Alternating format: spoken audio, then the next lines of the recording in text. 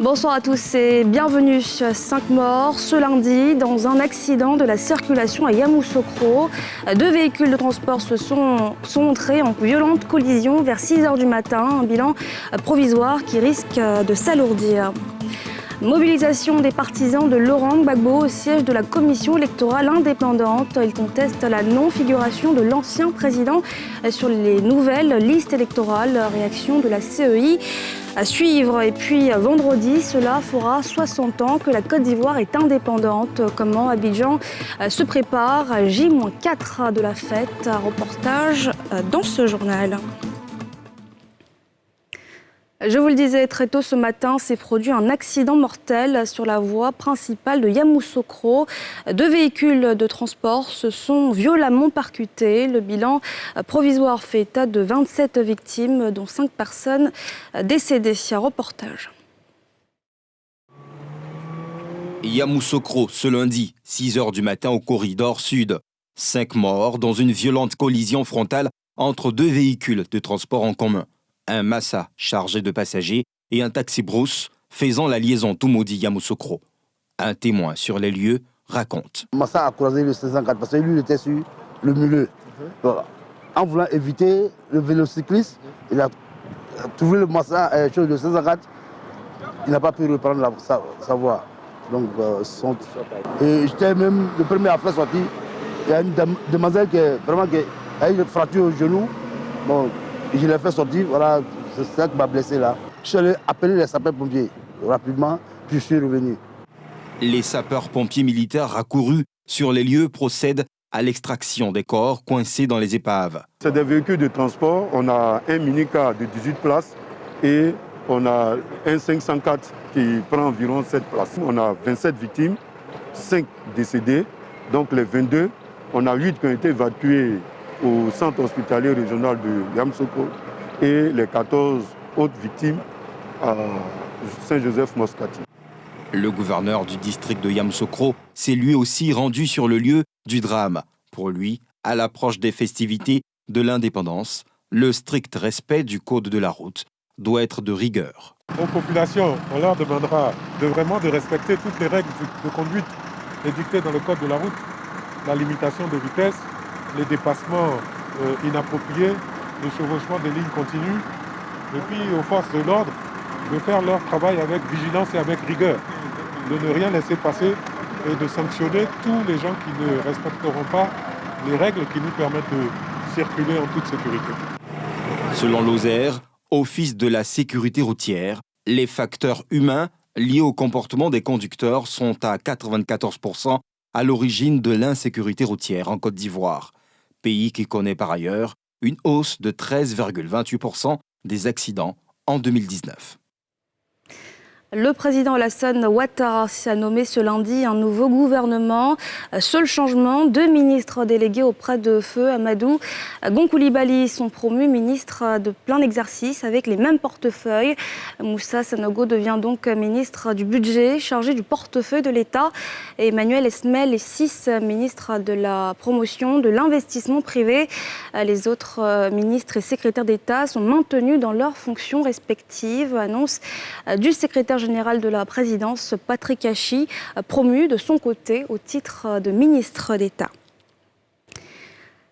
L'ambiance était tendue ce matin au siège de la commission électorale indépendante et pour cause, la colère de certains partisans de l'ancien chef d'État ivoirien. Ils dénoncent la non-présence de Laurent Gbagbo sur la liste électorale provisoire. Pour leur apporter des éléments de compréhension, le président de la CEI les a reçus en audience compte rendu avec nos journalistes sur place, Témé Danger et Harouna Zeba.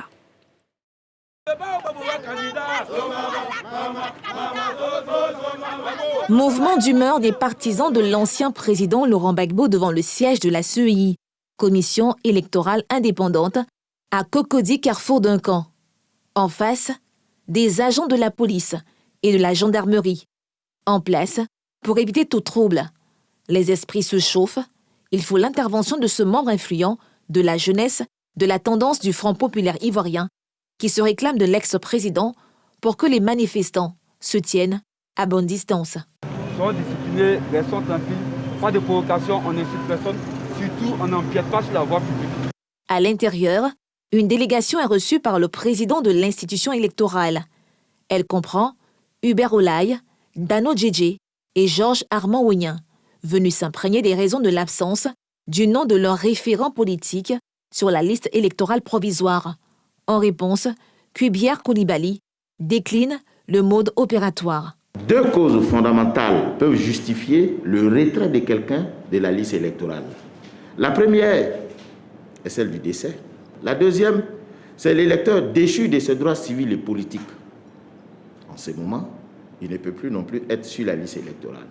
Fort de cela, la commission électorale indépendante, à l'occasion de la révision de la liste électorale, a adressé un courrier au ministère de la Justice, tutelle des juridictions habilitées à déchoir le citoyen de ses droits civils et politiques, en exécution bien entendu d'une sentence pénale, et puis le ministère de l'administration du territoire, pour demander à celui-ci de nous mettre à disposition la liste des personnes décédées étant la tutelle des centres d'état civil. Ces deux listes, quand nous les avons, nous les croisons avec la liste électorale pour en retirer ceux qui ne remplissent plus les conditions pour y être. Le président de la CEI appelle par ailleurs ses hôtes à attendre la période du contentieux.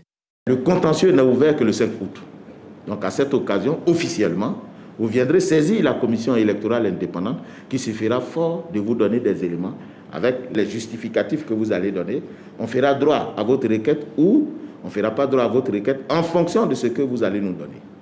Le porte-parole se réjouit des éclairages sur la question et promet le recours le moment venu. Nous allons nous préparer pour le contentieux. Nous allons donner tous les éléments qui prouvent que notre référent politique mérite d'être sur la liste électorale. Notons que le président de la CEI a remis à ses hôtes du jour des documents relatifs au mécanisme de recours. Ce, dira-t-il, pour agir juridiquement à bon droit. Nouveau bilan ce lundi sur l'évolution de la Covid-19 en Côte d'Ivoire. Bilan toujours en hausse, comme vous pouvez le constater bientôt sur ce graphique. On compte ce jour, comme affiché à votre gauche, 16 220 personnes contaminées à la Covid-19, dont 11 887 personnes guéries, 102 personnes décédées et 4 231 cas actifs. 9 ans après le paiement de plus de 30 milliards de francs CFA, un promoteur immobilier, des Ivoiriens ayant souscrit à une opération immobilière en 2014 attendent toujours les clés de leur maison, des clés qui devaient initialement être remises sur une période de 6 mois. Une situation scandaleuse qu'ils dénoncent ce jour devant le ministère de la Construction et du Logement. Reportage de Thierry Danger et Harouna Zeba. 9 ans déjà que ces souscripteurs de l'opération immobilière Lewis Holding Magic Group attendent les clés de leur maison, dont les constructions ne devaient courir que sur une période de 6 mois. Il est désormais hors de question pour eux de rester impassibles face au non-respect des clauses du contrat. En sit-in au pied de la tour A, au plateau, ils donnent de la voix. Je suis retraitée il y a 12 ans. Je suis allée souscrire avec ma pension pour pouvoir m'installer chez moi. Ça fait des années, je n'ai pas de maison. J'ai fait une crise cardiaque. Je porte 2 stings dans mon cœur. Ce sont nos économies, ce n'est rien d'autre. Et nous sommes endettés pour beaucoup d'entre nous. Auprès des banques, nous payons des traites, des créances, sans avoir quoi que ce soit. À bout de souffle, les souscripteurs réunis en collectif saisissent en mai 2019 le président de la République. Le dossier est alors imputé au ministre de la Construction. Des rencontres entre les parties sous l'arbitrage de la tutelle ont lieu. Elles débouchent sur un accord, lequel, selon le porte-parole du collectif, reste à ce jour sans suite. Tous les acteurs qui sont impliqués, nous avons trouvé une solution qui consistait à donner en compensation des lots aux souscripteurs. Et cette solution-là, le représentant du ministre s'était engagé à la porter à la connaissance de son supérieur hiérarchique depuis le 28 janvier 2020. On est aujourd'hui au mois d'août 2020 et nous n'avons aucune suite de cette solution, de ce consensus qui a été trouvé. Les manifestants sont formels. La fin de leur galère passe par la mise en œuvre des solutions consensuelles arrêtées. Pour ce faire, ils disent s'en remettre à l'intervention du président de la République et du ministre Bruno Koné. 4500 foyers en détresse qui avons été grigés par Magil, par Léo Holding. Nous avons besoin de nos maisons, nous souffrons. Ado, au secours, on a besoin de vous. On a toujours su que vous êtes pour le social. Venez au secours de toutes ces familles. Monsieur le ministre, nous vous demandons pardon. C'est des familles en détresse. Nous vous demandons pardon. Aidez-nous. Sur un effectif de 4500 souscripteurs, ayant versé plus de 30 milliards de nos francs à l'opérateur immobilier, seuls 67 ont eu un lot sur 2 sites non viabilisés de 4 hectares à Abata. Le promoteur est en redressement judiciaire depuis le 29 juin 2017. Le Burida, le Bureau ivoirien des droits d'auteur, renforce la capacité opérationnelle de ses agents percepteurs. Une première vague de 37 agents ont prêté serment au tribunal de première instance au Plateau. Une première depuis l'existence de l'institution. Reportage de Pierre Dipomélin et Tanguy Conan.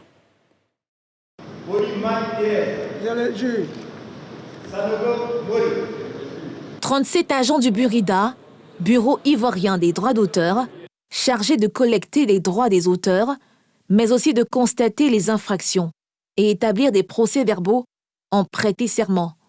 Une action qui vise à renforcer la capacité opérationnelle de ces agents percepteurs, à sermonter et accroître les ressources de la Maison des artistes. Un événement exceptionnel pour nous, bien qu'il ait été prévu par la loi et également par le décret de 2015. Nous voulons changer, transformer l'image que l'opinion s'est faite du percepteur du Burida. Désormais, ce percepteur-là sera revêtu donc d'un manteau un peu plus légal dans l'accomplissement de sa mission. Et cette assermentation pour lui-même est également une obligation à laquelle il ne pourra pas se soustraire. C'est un engagement que nous venons de prendre aux yeux de la nation pour le respect de l'éthique et la déontologie de notre métier. Vous constatez qu'il y a un plaisir, il y a la joie immense qui anime tous les agents du Burida parce que depuis plusieurs années, nous avons travaillé sans être assermentés sur le terrain. Vous voyez, nous avons connu beaucoup de difficultés parce qu'ils ne tiennent pas assermentés. C'est la première fois en 39 ans d'existence du Burida que des agents percepteurs des droits d'auteur et des droits voisins prêtent serment. Notant que le secteur de l'art a été durement éprouvé pendant cette période de crise sanitaire causée par la pandémie de coronavirus. Les bibliothèques, salles de spectacle et boîtes de nuit sont restées fermées depuis mars dernier. Dans 4 jours, la Côte d'Ivoire aura 60 ans d'indépendance. Comment Abidjan se prépare à 4 jours de la célébration de cette fête nationale? Ambiance dans la capitale économique avec Nadja Eja et Eric Kimo. La ville d'Abidjan, pavoisée aux couleurs nationales, en prélude à la fête de l'indépendance. Sur les grandes artères, le drapeau flotte en attendant le 7 août. Une initiative impulsée par le district et suivie par certaines mairies, comme ici, à Komassi. C'est en fait pour préparer la population à la fête du 7 août, la fête nationale du 7 août. Et le 6, c'est-à-dire à la veille de la fête de l'indépendance, nous allons organiser une procession avec toutes les composantes de la population de Koumassi. À partir du boulevard du 7 décembre, au début du boulevard du 7 décembre, jusqu'à la place de l'Espérance. Au sein de la population, même si rien n'est prévu en termes de festivités, on se remémore les heures glorieuses de la célébration de l'indépendance à l'orée des 60 ans du pays. En 80-84, j'ai participé à toutes les choses de l'État ici. En notre temps, on tuait celui qui peut payer, Cabri paye. Et tu invites tes amis, vous buvez, la veille, et puis le jour de l'indépendance, on va défiler. L'événement doit surtout appeler à s'unir autour de la Côte d'Ivoire. Cette fête nous rappelle un peu comment aujourd'hui la Côte d'Ivoire a été construite. Ça nous permet de ne pas aller en arrière, que de toujours avancer, changer de comportement, voilà, d'oublier certaines choses, voilà, pour que, en conclusion, c'est la paix. Un message divulgué par ces jeunes étudiants en sensibilisation avant le grand jour. Pour eux, il convient de mettre la Côte d'Ivoire en priorité dans cette période électorale. Le message n'est rien d'autre que d'accepter. D'abord d'accepter, de se pardonner dans un premier temps et d'accepter, quel que soit le candidat qui sera élu, d'accepter. Parce qu'on a eu ces cas en 2010, d'autres n'ont pas accepté, ce qui nous a causé des morts pêle-mêle. Et nous ne voulons plus que ça se répète. Pour cet élu de la commune de Koumaïsi, il faut aller au-delà de l'aspect festif et poser des actions citoyennes. C'est ce que nous ressentons, c'est l'amour que nous avons pour notre nation, c'est les actes de patriotisme que nous posons pour notre nation, c'est le fait de dire « je ne jette pas un papier au sol », c'est le fait de dire « je ne suis pas corruptible », c'est le fait de dire « je donne la bonne éducation aux enfants à l'école », c'est que chacun doit pouvoir bien faire son travail. Je dois être payé parce que je fais bien mon travail. Et le travail, je dois le faire à la hauteur de ce que la nation attend de moi. Cette année, la fête de l'indépendance se tient sous le spectre du coronavirus. Le sens de la responsabilité doit donc être partagé en cas de célébration pour éviter de répandre davantage le virus corona dans le pays. En République démocratique du Congo, une dizaine de personnes, dont une fillette, ont été tuées par un militaire ivre à l'est de la RDC. Il aurait tiré sur au moins 20 civils croisés sur son chemin. En fuite, il est activement recherché. Yéli Traoré. Le drame s'est déroulé jeudi soir dans cette commune du Sud Kivu, une région en proie à des violences ethniques récurrentes depuis 25 ans. Les victimes sont toutes des civils, dont une fillette de 2 ans et 7 femmes. L'auteur est un militaire ivre des FARDC, Forces armées de la RDC, qui a tiré sur au moins 20 civils croisés sur son chemin au quartier Rotanga, dans la cité de Sangué, dans le territoire d'Ouvira, Sud Kivu Est. Ce militaire a fait beaucoup de mal à notre communauté. La nuit du jeudi, il a tiré sur nous. Enveloppés dans des linceuls, des corps sont exposés à un carrefour, empêchant la circulation automobile. Les habitants de Sangué, dans l'est de la République démocratique du Congo, crient leur colère. Nous voici aujourd'hui au cimetière à enterrer des innocents. Nous pleurons tous à Sangué à cause de cette situation. L'auteur de cet acte court toujours avec son arme.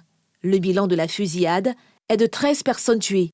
La cité de Sangué est située à 80 km de Bukavu, chef-lieu de la province du Sud Kivu, sur la route menant à Uvira, la deuxième ville de cette province à la frontière avec le Burundi.